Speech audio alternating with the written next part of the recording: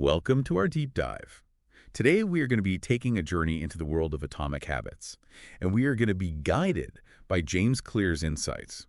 So imagine this, making tiny tweaks to your day, the kind that barely even register rights, and ending up completely transformed. Like, that's the power of atomic habits, and that's exactly what we're going to be unpacking today.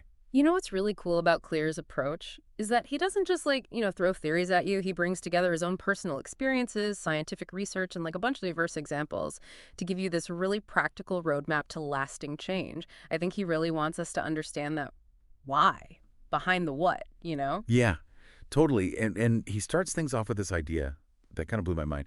The 1% improvement rule. I mean, who would have thought that getting just 1% better each day could lead to such massive results? Yeah. It seems almost too simple, right? I know. It's pretty amazing. That's the beauty of it, though. It's not about these huge, Herculean efforts. It's all about those super small, but consistent improvements that build up over time. You can kind of think of it like compound interest, but for your habits. You know what I mean? Oh, I love that. That's such a good analogy. So let's say you're trying to be more productive at work. What would a 1% improvement even look like? Oh, yeah, totally. So imagine you're starting each day by just spending 5 minutes decluttering your workspace. That's such a simple act, but it could help eliminate distractions, which lets you focus better and get more done. 5 minutes, that's it. That's all it takes to get that 1% shift going. Yeah. It's crazy how something that small can set you up for a much more productive day. And you know what? Clear really hits this home with his personal story. Do you remember reading about his recovery from that baseball injury? It's unbelievable how he was able to use these tiny little steps to come back from that. Yeah, it's wild. He had to start small, right? Rebuilding his whole life, just one tiny step at a time. And that experience became the foundation for how he views habits. Proof that making consistent tiny improvements, even if they feel insignificant at the time, can lead to massive change. Okay. So we get it. Tiny changes are powerful. But how do those tiny changes actually become habits? How does that work? That is where the habit loop comes in. It's basically a 4-stage cycle. Cue, craving, response, and reward. Imagine our ancestors for a sec. Their survival was all about recognizing cues. Like rustling leaves might have meant prey was nearby, which would lead to a craving for food. What's the response? Hunting, of course. And the reward, a good meal. These deep-rooted patterns ensured that they survived. And now we've inherited those same patterns. Yeah. And even though our cues and rewards look a bit different these days, like our phones buzz, which triggers the craving to check for notifications. So we pick up our phone, start scrolling, and bam, hit with that dopamine, which rewards us with that, feeling of connection, even if it's just for a second. Exactly. It's amazing how these ancient mechanisms are still driving us, even in our modern lives, right? What's crucial for us to understand is that if we learn about this cycle, we get the ability to actually change it. We can break those bad habits and start building good ones. Hold on. So you're saying we can hack the habit loop. Can you explain that a little more? For sure. Let's say you want to stop mindlessly scrolling on social media. Maybe you could start by turning off those notifications so you're taking away that cue. Or maybe you could make it harder to actually do the habit, like leaving your phone in another room. Yeah. You could even switch up how you view the reward. Instead of looking for validation from likes and comments, focus on real-life connections. So it's about seeing all the stages in the habit loop and then finding ways to kind of mess with the patterns, the ones that aren't helping us right. I'm starting to see how powerful this can be, this whole framework. Oh, yeah. It's a game changer for sure. Oh, it's really is. And it's fun. Have you ever noticed how, some habits, they feel like a total uphill battle, but then there are others, they just click, Okay. They're effortless. Yeah, for sure.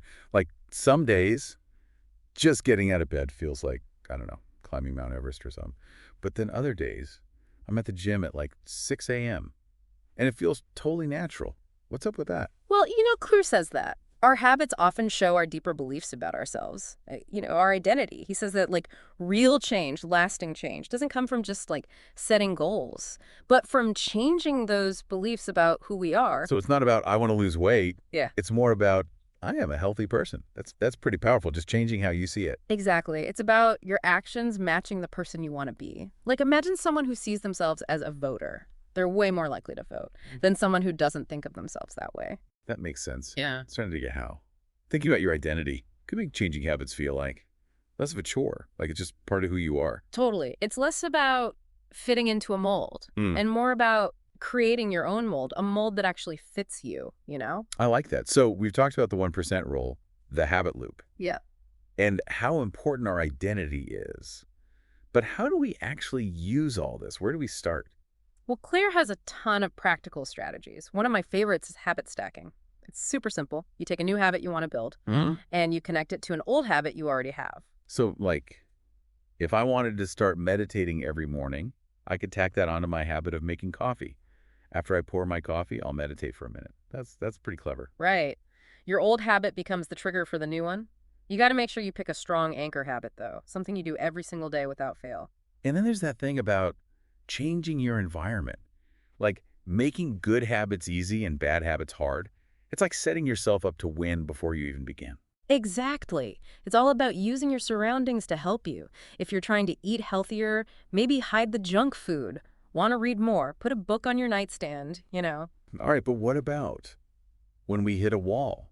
Mm. When we lose motivation? Sticking to these new habits gets tough. That happens to everyone, right? Oh, yeah, for sure. And Clear talks about this too. He calls it the Goldilocks rule. It's about finding the right amount of challenge. Like, not too hot, not too cold. That perfect bowl of porridge. Exactly. If the habit's too easy, we get bored. Too hard, and we give up. You gotta find that sweet spot, the one that keeps us interested and keeps us going. So how do we find that sweet spot? Clear says, start small, then gradually make it harder as you go. Remember that 2-minute rule? Well, yeah, instead of workout for an hour, it's put on my workout clothes for 2 minutes. Exactly. When you make that first step super easy, it's way easier to get going, and then later you can make it longer or harder. So it's all about finding that balance. Challenge, but not too much. I like that. Takes the pressure off. This whole idea of finding the right challenge level, it really speaks to me. It's like you're choosing the right path. One that's not like a crazy uphill climb, more like a natural progression. Totally, yeah. It's all about working with yourself, not against yourself. Which brings us to another interesting thing that Clear talks about, this idea that we tend to pick up habits from people around us. Oh, that's so true. I've totally noticed that. My habits are kind of similar to my friends and families. It's a powerful thing, this social influence. We're wired to belong, to fit in with the tribe, so it makes sense that we'd kind of unconsciously adopt the habits of the people we hang out with most. So if I'm around people who are into fitness Yeah. and healthy eating, I'm more likely to pick up those habits too. Exactly. But the opposite's true, too. If everyone's always doing unhealthy stuff, it's much harder to break free. It shows how important it is to pay attention to who you're surrounding yourself with, the people who, embody those values that you want. That's such a good point. So we've talked about how the people around us and our environment can influence our habits. What about our own internal stuff? How can we make those habits we want feel more appealing, like more enjoyable? Well, Clear suggests using rewards. He says we're way more likely to stick with a habit if it feels good, if it brings some sort of satisfaction. Wait, so it's not all about willpower and grinding it out. We can actually have fun building habits. Oh, absolutely. The trick is to find rewards that mean something to you, rewards that match your ideal identity. So if you're trying to write more, maybe your reward is going to your favorite coffee shop after you write a certain number of words.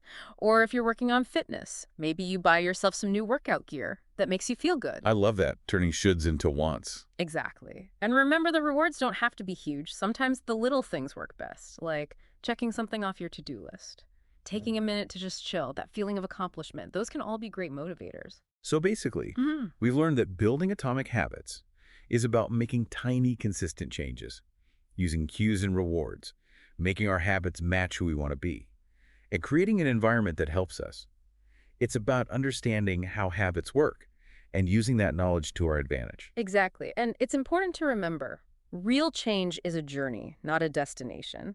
It's about embracing the process, trying different things, and celebrating those little victories along the way. That's so important. It's not about being perfect. It's about making progress, showing up for yourself every day, and taking those tiny steps.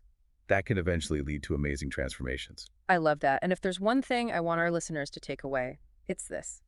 Never underestimate the power of small changes. Those tiny tweaks to your routine can have a huge impact on your life. That's it for today's deep dive into atomic habits. We hope you found it insightful and empowering. We encourage you to check out James Clear's work and try out these strategies yourself. Remember, even the smallest actions, when you do them consistently, can lead to extraordinary results.